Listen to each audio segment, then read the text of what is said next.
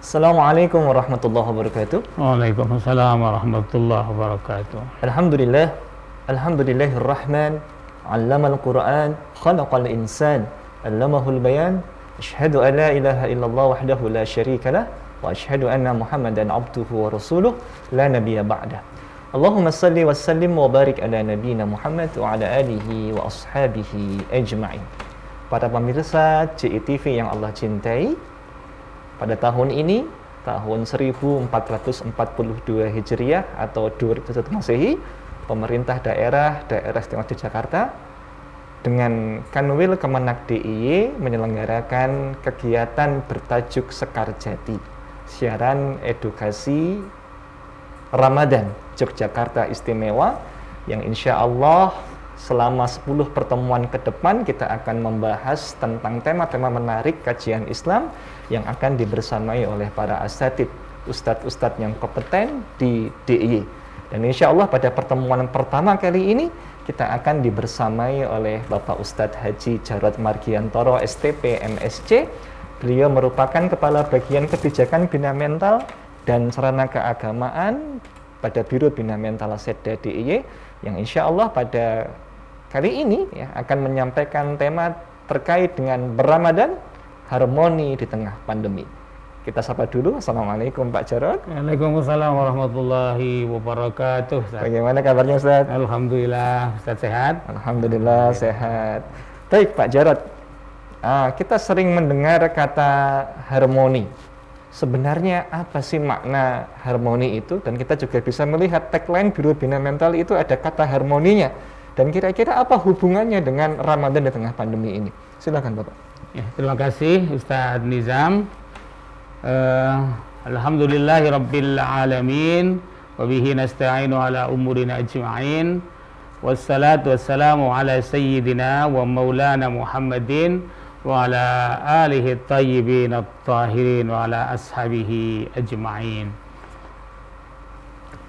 Bapak Ibu, para pemirsa CITV yang berbahagia, mudah-mudahan Allah selalu sayang kepada kita semua, menjaga kesehatan kita juga, dan juga berkenan menjadi penjamin kebahagiaan kita di dunia dan akhirat. Pertanyaan Ustaz Nizam tadi tentang harmoni dan hubungannya apa antara harmoni dengan Ramadan dan juga dengan pandemi COVID-19. Jadi harmoni itu dari bahasa asing harmony, yang dalam bahasa Indonesia itu padanannya adalah keserasian, kesesuaian gitu. Atau sebagai kata sifat harmonis itu berarti sesuai, serasi. Kalau ada dua orang berarti seia sekata gitu. Kemudian harmoni itu selalu berkaitan dengan dua hal, dua pihak, dua entitas, dua account gitu, dua pemikiran atau lebih, bisa dipadukan menjadi sesuatu atau ketunggalan yang serasi. Jadi interweaving of different accounts into a single narrative begitu kira-kira. Hubungannya apa dengan antara Ramadan, harmoni dan pandemi? Jadi pandemi itu kan satu bencana yang berefek kepada orang-orang di seluruh permukaan bumi ini. Ya. Jadi ada antar manusia itu ada common enemy, common problem, masalah bersama, musuh bersama, yang kalau kita bisa bekerja sama dengan padu, saling pengertian, saling bantu, itu akan menjadi unifying threat gitu, menjadi ancaman yang justru menyatukan kita. Sementara itu Ramadan yang pada intinya di dalamnya ada kewajiban puasa, itu disebutkan oleh Allah Subhanahu wa taala dalam Al-Qur'an, a'udzubillahi minasyaitonirrajim, ya ayyuhalladzina amanu kutiba alaikumusiyam kama kutiba 'alal ladzina min qablikum la'allakum tattaqun. Wahai orang-orang yang telah beriman, diwajibkan atas kalian berpuasa. Sebagaimana diwajibkan juga puasa itu atas umat-umat sebelum kamu. Jadi semua agama, sistem keyakinan itu di dalamnya ada ajaran puasa atau yang semisal atau seumpama dengan puasa. Kawan-kawan Kristiani ada puasa, Katolik iya, apalagi Buddha gitu ya. Asketisme dalam Buddha kentara sekali, berpantang dari berbagai macam makanan dan kesenangan. Kemudian juga belum lama ini saudara-saudara kita yang beragama Hindu merayakan Hari Raya Nyepi. Salah satu ritualnya adalah apa yang disebut sebagai 4 atau catur brata penyepian, yaitu ada amati geni, gitu, ada amati karya, ada amati lelungan, ada amati lelanguan. Berpantang dari api, berpantang dari bekerja, berpantang dari bepergian, dan berpantang dari lelanguan. Lelanguan itu kelangenan, kesenangan gitu. Itu hakikatnya sama dengan puasa. Nah, kalau dalam hal pandemi itu ada unifying thread. Dalam soal puasa itu ada value gitu atau substansi yang sama, yang semua manusia beragama itu merasakan gitu. Sehingga sekarang orang Muslim berpuasa itu saudara-saudara yang beragama lain itu juga merasakan karena dalam ajaran agama masing-masing dikenal puasa atau yang sesubstansi dengan puasa. Jadi ini sebuah common value gitu, nilai bersama ya, sekaligus menjadi unifying value atau nilai yang bisa mempersatukan. Nah, bersatu dalam keprihatinan menghadapi COVID-19, bersatu dalam tatanan atau nilai yang berasal dari keyakinan agama yang juga sama gitu, maka insya Allah harmoni akan mudah diciptakan, walaupun ya antar agama, antar pemeluk agama, bahkan antar komunitas atau pribadi dalam agama yang sama itu ada perbedaan. Tapi perbedaan ini tentu saja bisa dijembatani karena masing-masing itu nanti ada sisi-sisi universalitas itu yang bisa menjadi sarana kebersamaan gitu. Nah, apa yang hendak dicapai dengan harmoni? Di samping kalau kita mengharmonikan berbagai macam potensi dan perbedaan, itu akan menimbulkan kekuatan yang dahsyat, ya. Itu juga akan menimbulkan nilai keindahan, dan keindahan itu sangat penting dalam kehidupan itu. Harmoni itu juga sampai ada istilah atau nama alat musik namanya harmonika, ya, di seni musik itu yang berasal dari seni musik, ya. Harmoni itu keindahan, dan keindahan ini sesungguhnya dalam ajaran Islam ini menjadi kualitas tertinggi dalam kebajikan dan dalam amal solih, yang bukan sekedar kewajiban, bukan sekedar kesunatan, tetapi kualitas tertinggi adalah keindahan. Makanya dalam sebuah hadis riwayat Imam Muslim, Nabi Muhammad SAW diriwayatkan bersabda, Innallaha katabal ihsana ala kulli syai'in. Sungguh Allah mewajibkan al-ihsan, keindahan, ya, keanggunan, elegansi, ya, dalam segala sesuatu. Bahkan di situ dicontohkan ekstrim ya, tapi bukan berarti jelek. Jika engkau mau membunuh kecoa, membunuh tikus, membunuh hama penyakit, gitu, itu maka bunuhlah dengan ihsan. Kalau engkau mau menyembelih, maka sembelihlah dengan ihsan, sembelihlah dengan penuh keindahan, gitu. Pisaunya ditajamkan, hewan itu dirawat kesejahteraannya, jangan sampai stres. Ketika hewan disembelih, maka kawan-kawannya harus disingkirkan dari tempat itu. Itu harmoni, Ustadz, dan di Ramadan insya Allah menjadi pangkal bagi menciptakan situasi harmonis di antara komponen-komponen bangsa, anggota-anggota masyarakat, termasuk pemeluk-pemeluk agama yang berbeda-beda untuk menghadapi masalah-masalah besar bersama. Gitu saja. Baik Ustadz, menarik sekali Ustadz. Ada sebuah pertanyaan Ustadz, di tengah pandemi di bulan Ramadan itu umat Islam kan diminta berpuasa. Yeah.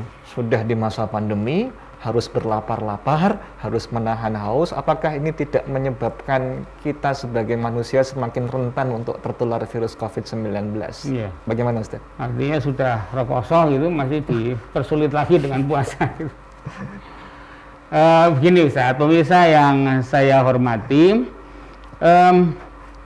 kewajiban ibadah menurut ajaran agama itu memang lengkap ya, macam-macam dan komprehensif ya, yang seluruhnya berujung pada peningkatan kualitas ketakwaan kita kepada Allah Subhanahu wa taala, kualitas religius kita di hadapan Tuhan, di hadapan dan juga tengah-tengah makhluk atau manusia.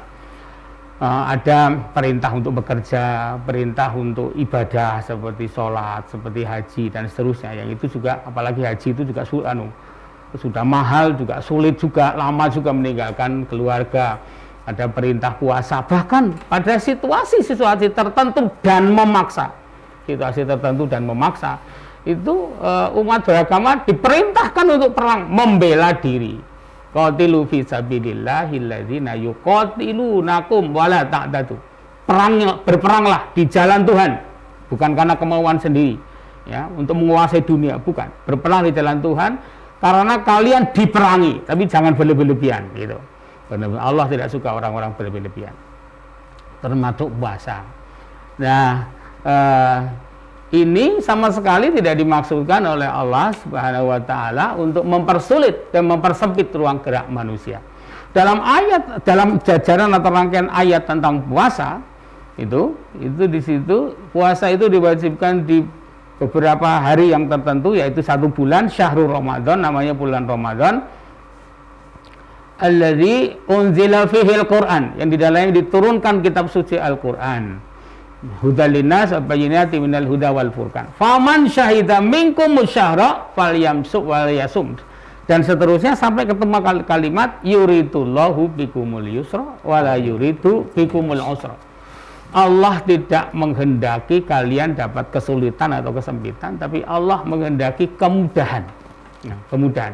Jadi kalau ditelaah, maka kandungan perintah yang diberikan Allah dan Rasulnya kepada umat beragama, umat muslim khususnya, itu pasti berujung pada manfaat. Nah, termasuk puasa, di mana ketika puasa itu tubuh itu tidak terlalu direpotkan dengan urusan makan dan minum gitu ya. Kemudian juga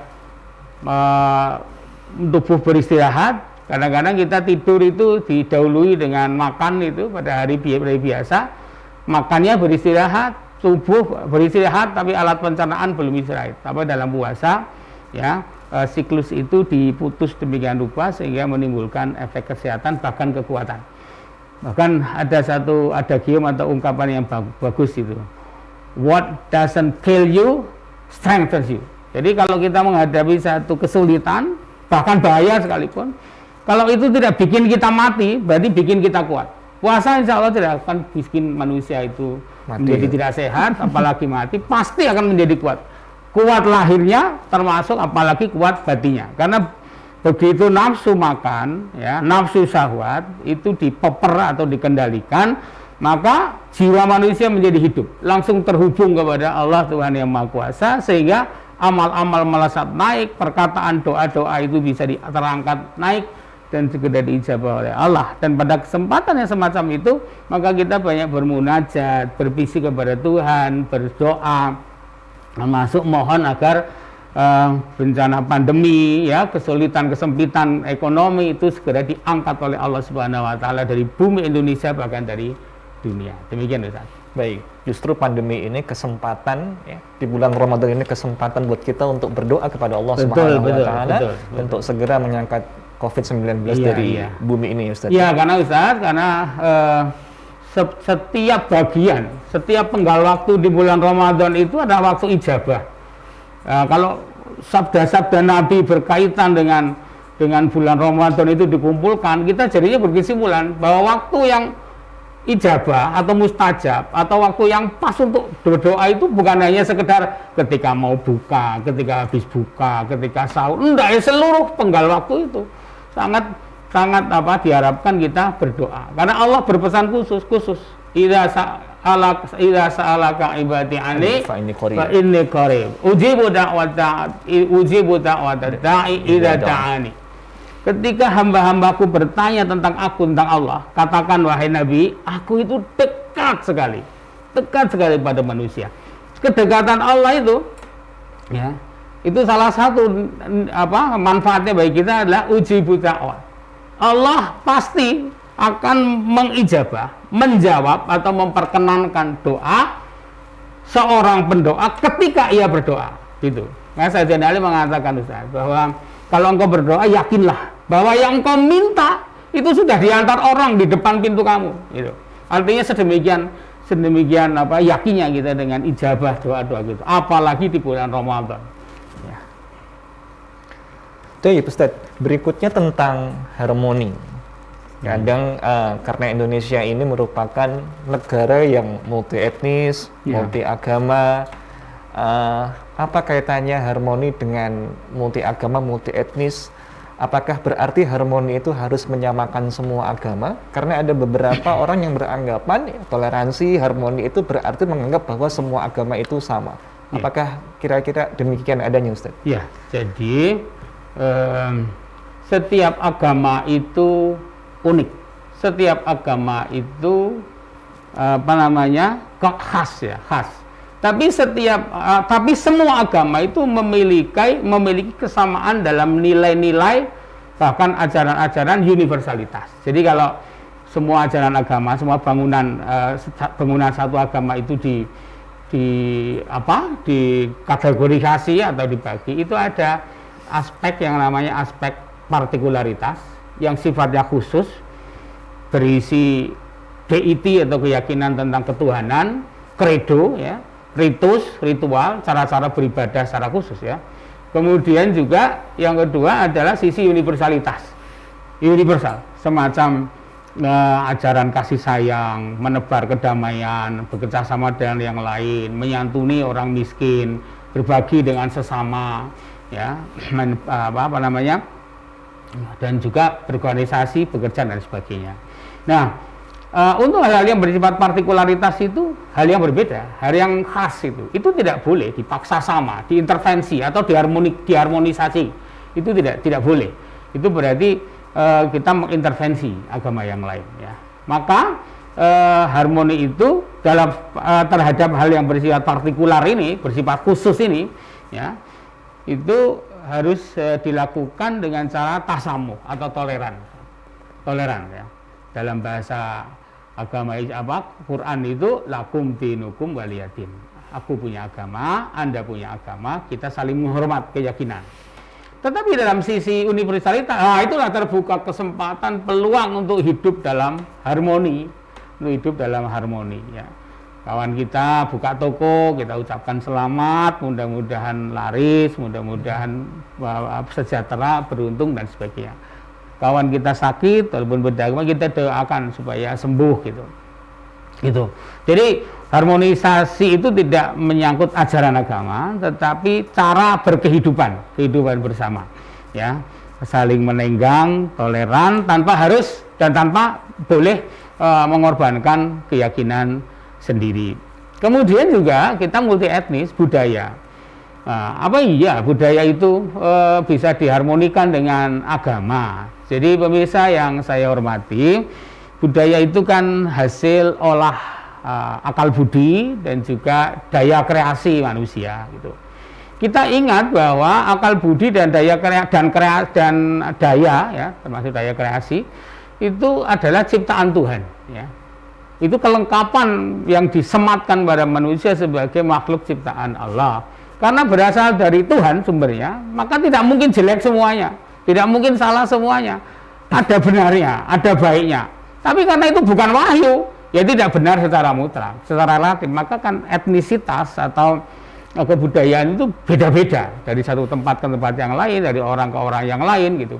Nah, sementara agama itu bersumber dari wahyu Tuhan, yang bagi pemeluk agama yang bersangkutan bersifat mutlak, bersifat mengikat, tidak bisa ditawar-tawar. Jadi, tapi yang perlu diingat adalah bahwa seorang pemeluk agama sekaligus adalah seorang pelaku budaya. Seorang Muslim bersuku Jawa, ya, maka dua-duanya ada dalam dirinya. Hendaknya dia menjadi seorang yang Islami sekaligus Jawani. Bahkan ada kalau satu pribadi itu kalau lengkapnya itu ada 4 poros, 4 poros ya. Poros yang pertama adalah poros keberagamaan atau religiositas, yang kedua poros kemanusiaan atau humanitas. Lalu kita sebagai orang yang hidup di Indonesia, sebagai bangsa Indonesia, itu ada poros yang namanya poros nasionalisme atau kebangsaan. Kemudian ada poros etnisitas. Ini keempat-empatnya itu harus harmoni pada satu jiwa. Sebelum kita bisa berharmoni dengan orang-orang yang lain, harus harmoni dalam satu jiwa. Jadi seorang, misalnya Ustadz Nizam itu sukunya Jawa, bangsa Indonesia, agamanya Islam, atau seorang Muslim dan juga sebagai warga dunia, itu harus menjadi pribadi yang satu Islami, yang kedua Jawani, yang ketiga nasionalis, dan kemudian kemudian Jawani, nasionalis, ya, dan juga humanis, merasa diri sebagai bagian dari umat manusia sedunia. Itu, Ustaz. Baik, Ustaz. Kita sering mendengar, Ustaz, di Indonesia ini kan banyak perbedaan pendapat, banyak perbedaan mazhab, bahkan terkadang penentuan awal puasa saja terkadang juga berbeda. Nah, maka seharusnya bagaimana kita sebagai seorang warga Indonesia yang baik dan sekaligus sebagai pemeluk agama Islam yang baik menyikapi perbedaan semacam ini, Ustaz? Ya, ini sangat penting ini, Ustaz, ya. Jadi kalau misalnya dalam satu tubuh umat Islam, kita sendiri tidak punya seni untuk berbeda, kita gagal mensikapi perbedaan yang sama orang Islam yang beda mazhab, beda fikih gitu, beda waktu subuh itu sudah bertengkar, tidak bisa rukun, apalagi untuk bisa berharmoni, bertoleransi dengan sesama bangsa Indonesia tetapi beda agama, lebih sulit lagi. Maka sikap yang benar itu harus disampaikan. Ada dua istilah, Ustaz, dan para pemirsa, ada dua istilah berkaitan dengan perbedaan, yang dua-duanya itu istilahnya menggambarkan perbedaan. Satu istilah ikhtilaf, ya. Yang kedua istilah khilaf. Ikhtilaf itu berbeda. Kalau khilaf itu bertengkar, itu. Ya. Kalau ikhtilaf itu berselisih pemikiran, tapi kalau khilaf itu berselisih hati, gitu. Jadi bermusuhan. Nah, dalam ajaran Islam sendiri, ya, secara amaliyah itu banyak sekali perbedaan. Mazhab, ya, namanya aliran pemikiran itu bisa banyak, ya. Ada dalam Ahlus Sunnah sendiri itu ada mazhab yang paling tua itu Hanafiyah dari Imam Abu Hanifah, kemudian Malikiyah, kemudian Syafi'iyah, Hanabilah, kemudian yang baru-baru ada Hazimiyah, Syaukaniyah, dan seterusnya. Banyak, ya. Termasuk ormas-ormas keagamaan itu punya kecenderungan itu menjadi ormas fikih juga. Ini cara sholat Muhammadiyah, cara sholat Nahdlatul Ulama. Padahal keduanya itu jamiah atau organisasi kemasyarakatan, bukan organisasi fikih. Tapi tidak apa-apa. Kita harus bisa mensikapi perbedaan itu. Yang penting ikhtilaf jangan menjadi khilaf. Ikhtilaf itu perbedaan. Nah, dalam bulan Ramadan itu perbedaan itu cukup marak, ya. Kita alhamdulillah, ya, walaupun seandainya berbeda pun, masuknya awal Ramadan, awal Syawal, kemudian awal Zulhijjah sebagai penentuan untuk 10 Dzulhijjah Idul Adha, seandainya berbeda pun insya Allah kita sudah lebih dewasa. Tapi alhamdulillah kemarin sama. Yang berbeda sebetulnya kan Sya'ban, ruahnya itu, tapi kan tidak ramai karena tidak ada tidak ada kaitannya dengan amal-amal massal gitu, ya. Nah, Ramadan sama, insya Allah Lebaran juga sama, Dzulhijjah juga sama. Jadi para pemirsa yang saya hormati, kemudian taraweh itu juga ikhtilaf. Ada yang gegegi 11 rakaat, ada yang 23, ada yang 33, ada 43, bahkan ada yang 99. Dulu almarhum Kiai Mustafa Ali Yaqubi, Imam Besar Masjid Istiqlal Jakarta, itu pernah menyampaikan itu semua pendapat itu sama kuatnya sekaligus sama lemahnya, gitu. Jadi maka mari kita saling menenggang memperbaiki, ya. Jangan sampai hanya karena perbedaan rakaat taraweh terus nggak mau ke masjid itu bikin masjid baru, nanti masjid akan banyak sekali. Nah, ikhtilaf itu perbedaan. Perbedaan itu sifatnya perbedaan fikriyah, tapi khilaf itu pertengkaran. Ada cerita yang bagus itu, ya. Di zaman sahabat itu ada sahabat Nabi yang sangat disayang oleh Nabi namanya Abdullah bin Mas'ud radhiyallahu anhu. Mas'ud. Ya, beliau sangat disayang Nabi. Beliau baca Quran, Nabi dengarkan, kadang Nabi sampai menangis. Beliau pernah berdoa, Ibnu Mas'ud itu Nabi mengaminkan dari belakang. Lalu Ibnu Mas'ud itu pernah dihina kawan-kawannya, katanya kakinya kecil. Nabi mengatakan bahkan kaki Ibnu Mas'ud ini mantap tapaknya dalam surga. Nah, yang mau saya ceritakan adalah kaitannya dengan ikhtilaf ini. Ibnu Mas'ud itu hidup di zaman Rasul sampai hidup pada zaman khilafah Sayyidina Abu Bakar, Sayyidina Umar, sampai Sayyidina Utsman. Beliau meninggal pada khilafah Sayyidina Utsman bin Affan, khalifah ketiga. Suatu hari Ibnu Mas'ud mengikuti perjalanan haji yang dipimpin oleh khalifah ketiga Utsman bin Affan radhiyallahu anhu. Sampailah rombongan di Mina untuk lempar jamarot, dan waktu itu tiba waktu asar. Sayyidina Utsman memimpin sholat sebagai imam, Ibnu Mas'ud menjadi salah satu yang bermakmum di belakang beliau. Nah, ternyata Sayyidina Utsman itu mengimami sholat asar itu 4 rakaat. Padahal Mina itu jauh dari Madinah, tempat mukim beliau. Nah, makanya Ibnu Mas'ud itu gerundel. Aku sholat di belakang Rasulullah SAW. Aku makmum di belakang Sayyidina Abu Bakar. Aku juga makmum kepada Umar bin Khattab. Selalu sholat asar itu kalau di Mina ya 2 rakaat. Gerundulan begitu ya. Tetapi Ibnu Mas'ud dianjurkan oleh sahabat, ya sudah dianu aja, diklarifikasi aja ke khalifah gitu.